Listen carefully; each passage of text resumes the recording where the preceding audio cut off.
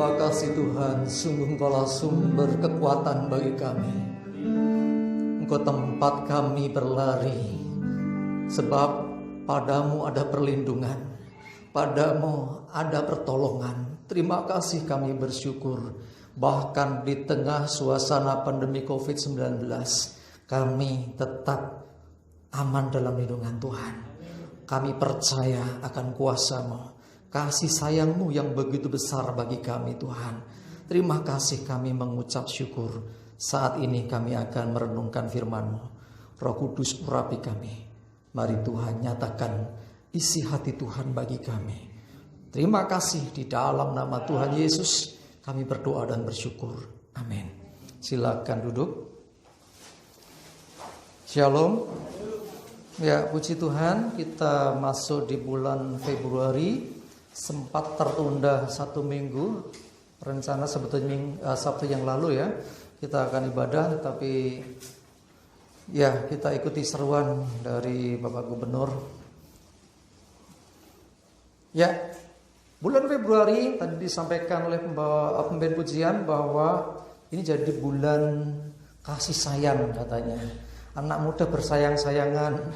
Saya mau katakan saudara, kasih sayang atau cinta kasih itu bukan milik anak muda saja, ya, milik semua kita. Amin. Ya, kenapa? Karena kita mesti tahu bahwa Allah itu kasih. Jadi Tuhan itu kasih.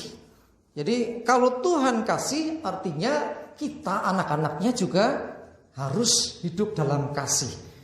Coba kita lihat ayat populer yang sering kita dengar, Yohanes 3 ayat 16. Saya kira saudara hafal. Yohanes 3 ayat 16. Oke, kita akan baca bersama-sama. Kalau apa enggak buka enggak apa-apa ya. Tinggal buka memorinya tik. Oh ya, di sana. Oke, kita baca sama-sama Yohanes 3 ayat 16. 1 2 3. Karena begitu besar kasih Allah sehingga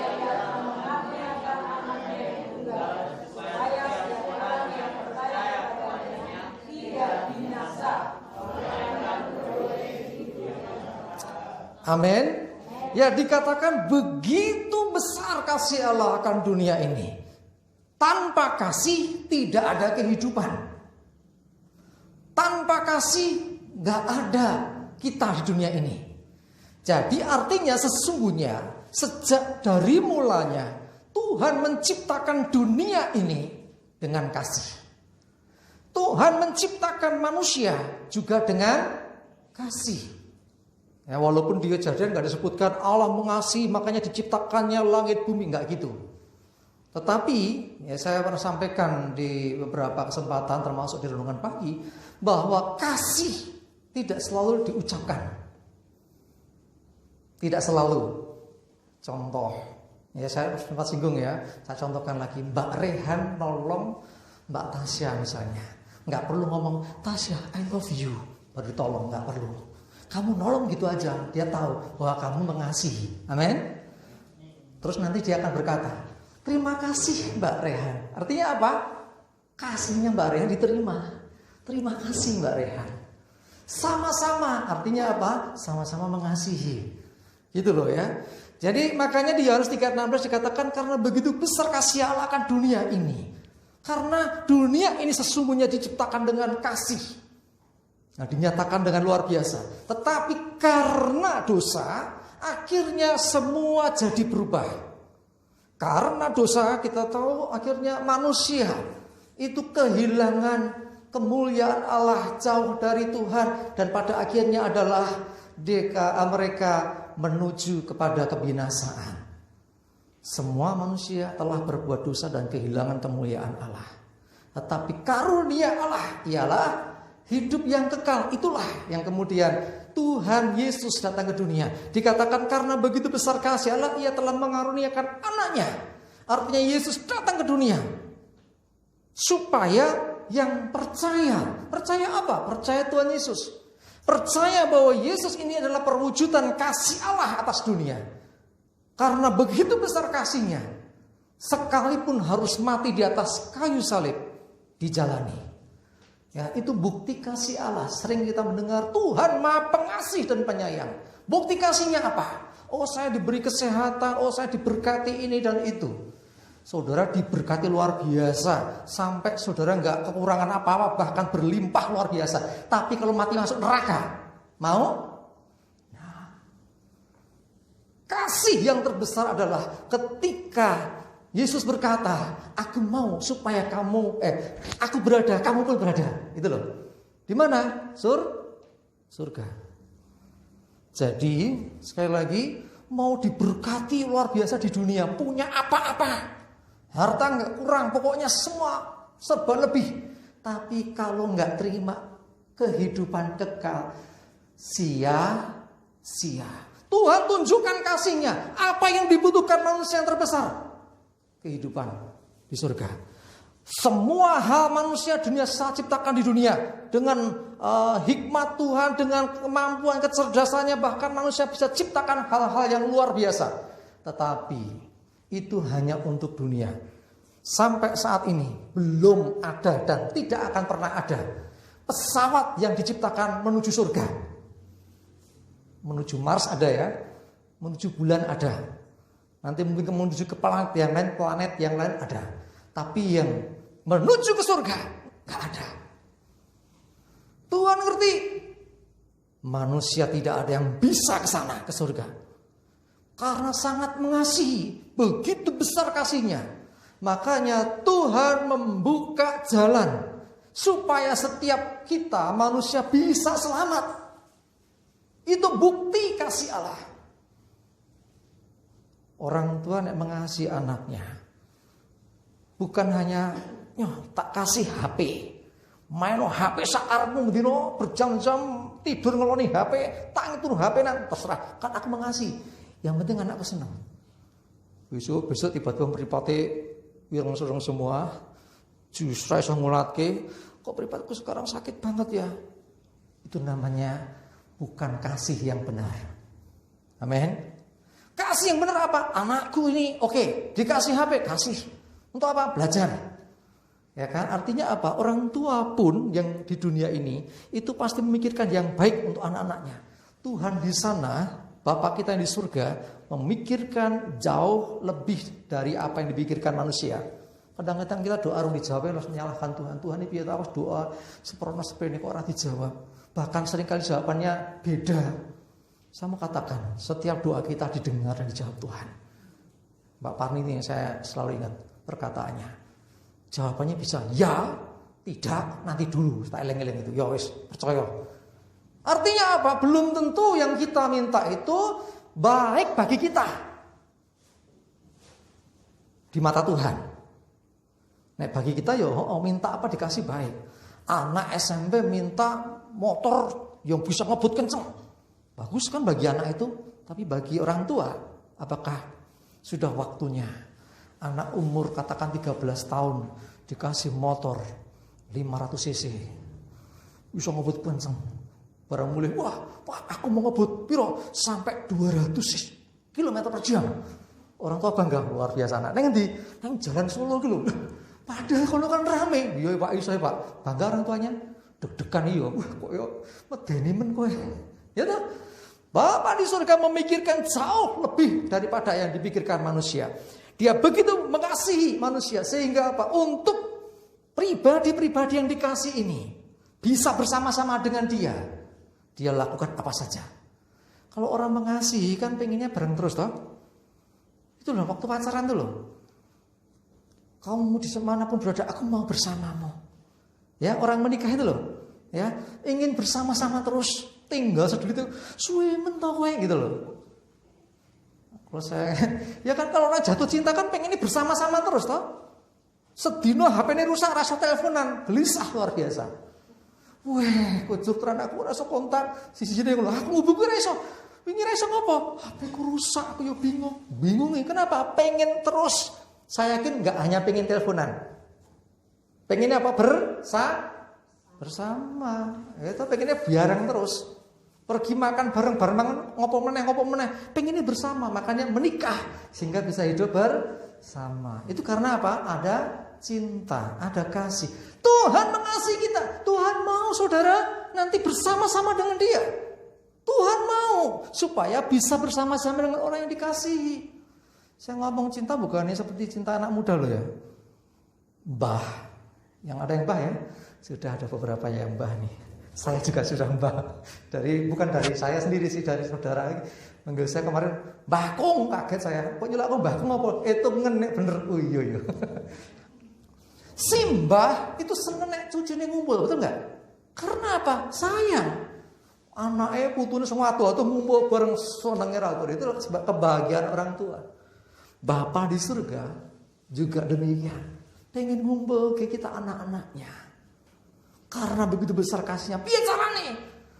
Dengan usaha manusia nggak pernah bisa, akhirnya Tuhan punya inisiatif. Aku harus turun ke bumi. Aku sendiri yang menemui mereka. Itulah kasih Tuhan. Amin. Ya, kalau Tuhan mengasihi kita begitu besar, bagaimana dengan kita? Kalau seorang, maaf nih, mengutarakan cinta, sementara hatimu juga senang. Jawabanmu apa? Aku pikir-pikir dulu. Wah, swear. Tuhan mengasihimu. Respon saudara apa? Saya Tuhan tak pikir-pikir dulu ya. Loh, Tuhan menyatakan cinta. Ingat, kita digambarkan sebagai mempelai Kristus. Ibaratnya saudara dilamar gitu loh. Ini gambaran ya. Sekarang responmu gimana? Mau diajak bersama-sama? Masih mikir nanti dulu. Nanti aja Tuhan, kalau aku sudah tua, nanti aja Tuhan aku mesti balik ke kamu. Sekarang tak menikmati dunia. Hati-hati saudara, belum tentu kesempatan datang 2 kali. Ya, seperti seorang pria melamar gadisnya. Gadisnya, aku pikir-pikir setahun, 2 tahun, 3 tahun besok si gadisnya si prianya gandeng sama cewek lain. Kenapa? Nunggu randang-randang. Ya, jangan sampai terjadi. Coba kita lihat 1 Yohanes 5 ayat 3 dan 4. Sebab inilah kasih kepada Allah, yaitu bahwa kita menuruti perintah-perintahnya. Perintah-perintahnya itu tidak berat, sebab semua yang lain dari Allah mengalahkan dunia. Dan inilah kemenangan yang mengalahkan dunia, iman kita. Kemarin kita singgung selalu ada 3 hal penting dalam kehidupan kita. Iman, pengharapan, kasih. 3 ini yang terbesar adalah kasih. Nah, kalau saudara mengasihi Tuhan, kalau kita mengasihi Tuhan, saudara nggak hanya bisa mengatakan, Tuhan aku mengasihimu, bahkan aku menyanyikan, aku mengasihi. Oke, bagus. Tapi nggak cukup dengan kata-kata. Tuhan melihat ke dalam hati. Cara melihatnya Tuhan beda dengan kita. Kita seringkali melihat apa yang di depan mata. Tuhan melihat jauh ke dalam hati manusia. Engkau mengatakan aku mengasihi, tetapi engkau tidak melakukan perintahnya, maka Tuhan tahu. Kowe bohong. Halo? Saat saudara mengatakan aku mengasihi, tetapi di saat yang lain engkau tidak melakukan perintah Tuhan, saya mau katakan, Tuhan tahu.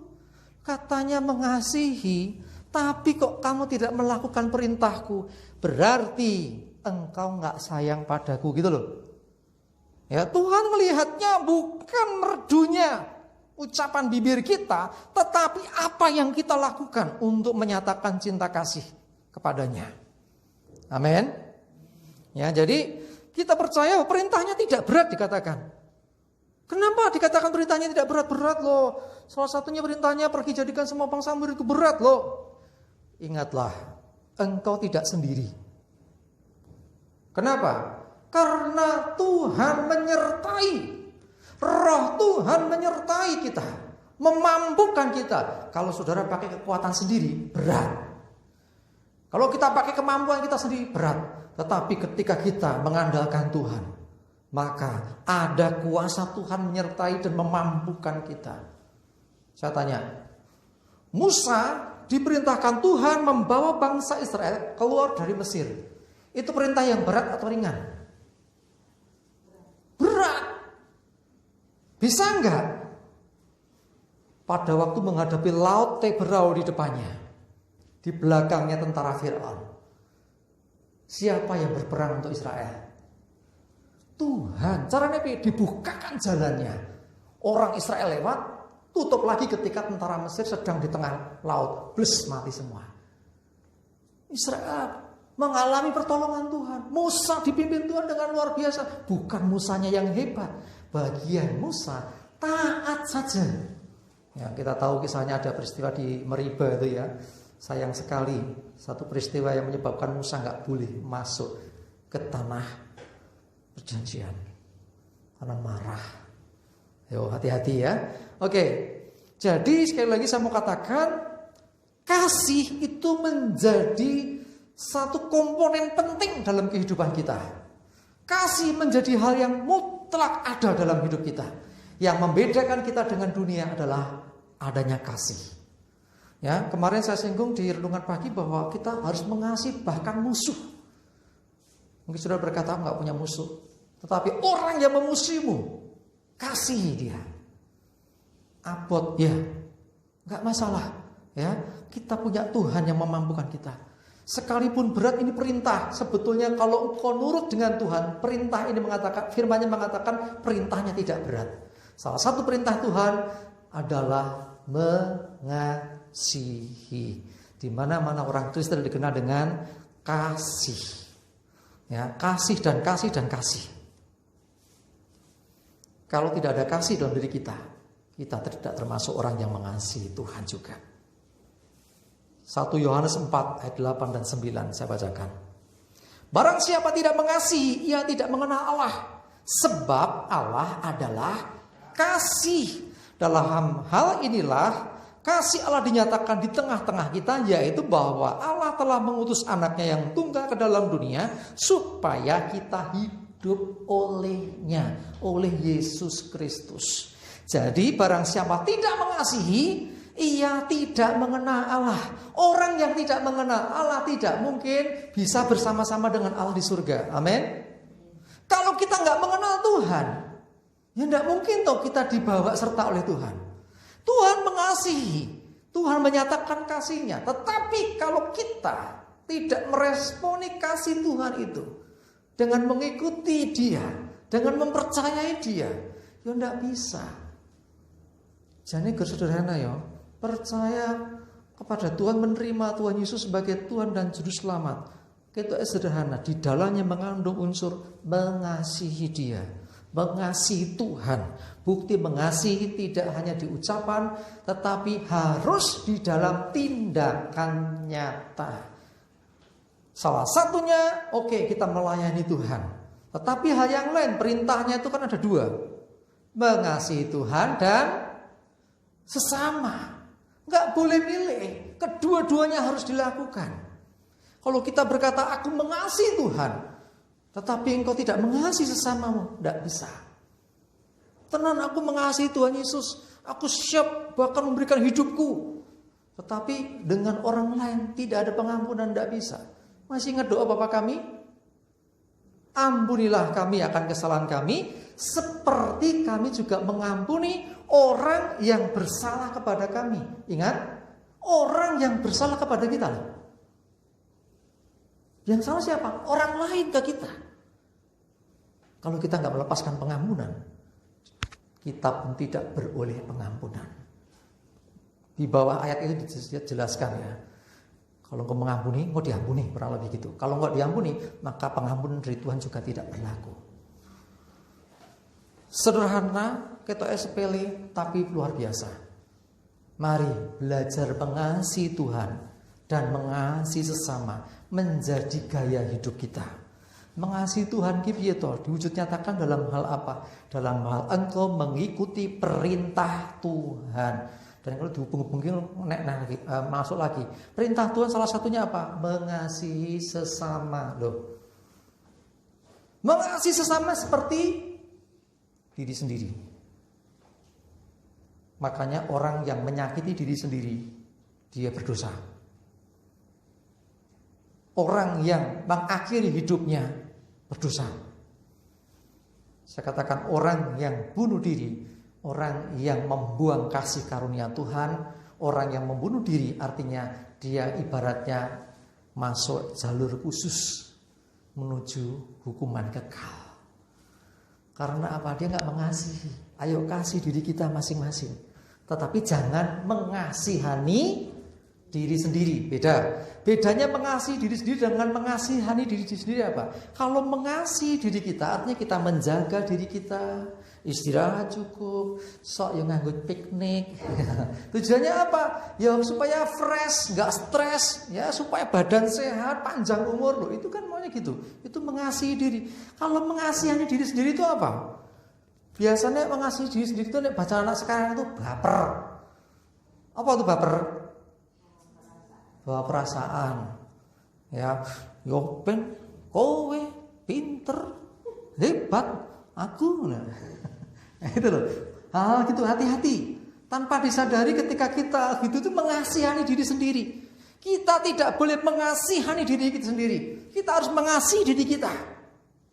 Mengasihani itu aslinya memposisikan diri kita jadi korban gitu loh. Seakan-akan yo kita ini wis malang-malangnya orang, seapes-apesnya uang gitu loh. Padahal ada kasih karunia Tuhan atas setiap hidup kita. Amin. Ya, saya mengajak kita semua, ayo kita orang Kristen mancar ke kasih kepada dunia, menyatakan kasih kepada orang lain dengan tindakan, tidak selalu dengan ucapan. Nah, ucapan biarlah mereka yang mudah-mudah saja. Ya, kalau orang melakukan segala sesuatu dengan kasih, sekalipun itu hal berat, itu akan terasa ringan. Misalnya malam-malam hujan, ya saya ambil contoh gitu ya, apa-apa. Malam-malam hujan, ditelepon sama orang yang dikasihi, aku kebanan iki, tongkat tambah ban jauh, bisa tolong aku. Kowe ngendi? Ngoro-oro ngendi? Tengah sawah antara ngendi kae? DKR nganti Bularjo. Tengah-tengah nuntun kebanan, kira-kira datang nggak? Kalau nggak mengasihi, nggak ada kasih, yo tulung sopong dulu, mesti wong liya, ngebelo iki, mesti gitu. Tapi itu misalnya, saya tuh Bu Pita contohnya nih, gitu telepon gitu, wah langsung. Ngeblas wes langsung ora peduli sampai sana. Udah, kamu bawa motorku aja enggak apa-apa. Kamu pulang dulu. Motornya tak goleke tang baban kok ngendi. Apa nek perlu nek kowe apa jenenge? Kowe mandekon ning ngarepan kono ngen penduduk itu rada rame. Tak nuntun dhewe apa-apa. Karena ada kasih. Jane abot terus enteng. Ora dianggap abot gitu loh. Betul? Coba nek orang lain enggak kenal atau enggak ada kasih gitu loh, mesti akan berat untuk melakukannya. Lakukan segala sesuatu dalam kasih, firman Tuhan yang lalu. Lakukan segala sesuatu dengan kasih. Karena apa? Kalau kita melakukannya dalam kasih, yang berat terasa ringan, tidak akan kroso. Ya, kalau nggak ada kasih, hal sepele dadi abot. Ya toh? Itulah makanya Tuhan menebus dosa manusia tidak mudah. Tetapi karena kasih, dia lakukan juga. Dia mau mati di atas kayu salib. Dia punya kuasa loh. Yesus bisa saja perintahkan malaikat untuk menghabisi orang-orang yang mau menangkap dia. Bisa sekali. Dia bisa waktu itu menghadirkan badai sesaat langsung semuanya pergi. Bisa. Yesus merendahkan diri karena apa? Karena aku mau manusia selamat. Karena aku mau mereka semua ditebus. Karena jalannya cuma ini. Makanya waktu doa di Taman Getsemani, Yesus berkata apa? Biarlah cawan ini cawan murka Allah, lalu. Tetapi bukan kehendakku. Secara daging manusiawinya, tidak mau mengalami itu. Tetapi aku membawa misi untuk menebus dosa manusia. Jadi apa? Kehendak Tuhan yang menjadi. Dan akhirnya Yesus ditangkap. Dan singkat cerita, Yesus akhirnya disalibkan dan mati. Tetapi apa yang dikatakan kitab suci nubuatan dari nabi-nabi yang dulu bahwa Mesias itu harus bangkit kembali. Dan ternyata betul, Yesus akhirnya bangkit dari kematian dan hidup kembali. Dia nyatakan akan kuasanya. Mari jemaat dikasih Tuhan.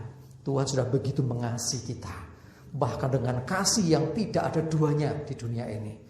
Ya, dia lakukan sesuatu yang sangat besar untuk menyatakan kasih. Pertanyaannya, apakah saudara mengasihi Tuhan? Kalau saudara mengasihi Tuhan, buktikan bukan dengan ucapan.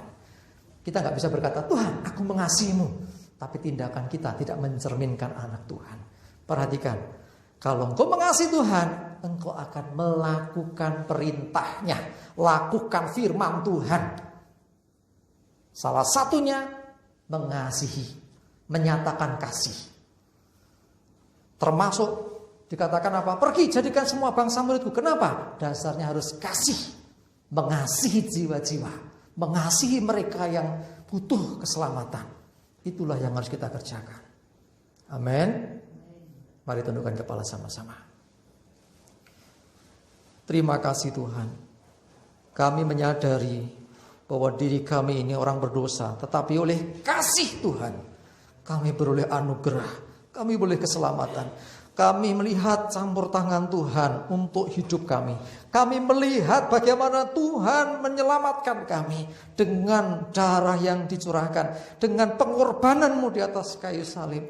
Tuhan, kami percaya oleh semuanya itu Engkau sudah menunjukkan kasih-Mu kepada kami. Dan saatnya Tuhan, kami pun mau Tuhan memberikan diri kami untuk kami taat kepada firman-Mu, taat kepada perintah-Mu. Karena itulah bukti cinta kasih kami kepada Tuhan. Ialah Roh Kudus yang menolong kami, yang memampukan kami untuk bisa melakukan perintah Tuhan. Supaya sungguh Tuhan, kami bisa nyatakan kasih kami kepadamu. Kami mau mengasihi Tuhan lebih dari segala berkat yang Tuhan berikan. Kami mau mengasihi Engkau lebih dari segala apapun yang kami terima. Terima kasih Tuhan, kami mengasihi Engkau. Sungguh Tuhan, ini hidup kami di hadapan-Mu. Biarlah oleh kuasa-Mu ya Tuhan, Engkau melayakkan kami dan memampukan kami untuk menyatakan kasih Tuhan kepada dunia. Biarlah melalui hidup kami, melalui apa yang kami kerjakan dan buat, kasih Tuhan dinyatakan kepada dunia. Dan mereka pun pada akhirnya boleh datang kepada Tuhan dan beroleh kasih karunia, anugerah keselamatan yang dari Tuhan. Terima kasih Tuhan. Roh Kudus, mari Engkau menolong kami untuk kami bisa melakukan akan firman-Mu hari ini Tuhan, di mana kami harus menyatakan kasih dengan perbuatan, kasih kepada Tuhan dan kasih kepada sesama kami, bahkan kepada orang-orang yang membenci kami. Dan berdoa Tuhan, biarlah Tuhan kuasa-Mu yang menolong dan memampukan kami. Terima kasih, terpujilah nama-Mu ya Tuhan. Kami serahkan hidup kami senantiasa dalam pimpinan Tuhan, di dalam kasih karunia Tuhan. Hari demi hari kami percaya Engkau menyertai. Demikian juga Tuhan, mau berdoa untuk setiap kami semuanya yang saat ini mungkin Tuhan sedang dalam pergumulan yang berat, sedang dalam permasalahan yang berat. Kami berdoa dalam nama Yesus, biarlah kasih Tuhan saat ini boleh menjamah, menyentuh hati setiap yang mengalami kesusahan, kesedihan. Karena kami percaya Tuhan, karena kasih Tuhan, kami akan mengalami kekuatan yang baru. Dengan kasih Tuhan, kami akan dipulihkan dan hidup kami semakin hari semakin berkenan di hadapan-Mu. Terima kasih, terpujilah nama-Mu ya Tuhan. Di dalam nama Tuhan Yesus kami bersyukur dan berdoa. Haleluya. Amin.